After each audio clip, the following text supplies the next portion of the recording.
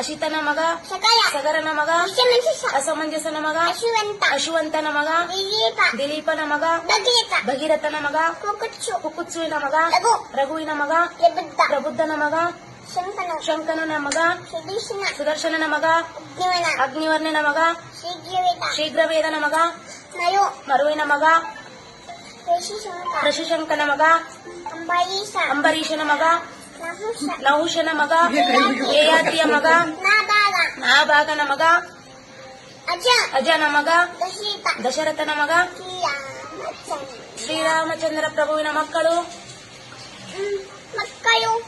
ಶ್ರೀರಾಮಚಂದ್ರನ ಮಕ್ಕಳು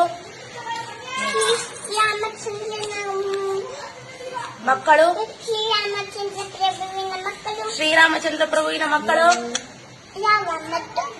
ಲವಕುಶರ ತಾಯಿ ಹೆಸರು ಸೀತಾಮಾತೆ ತಂದೆ ಹೆಸರು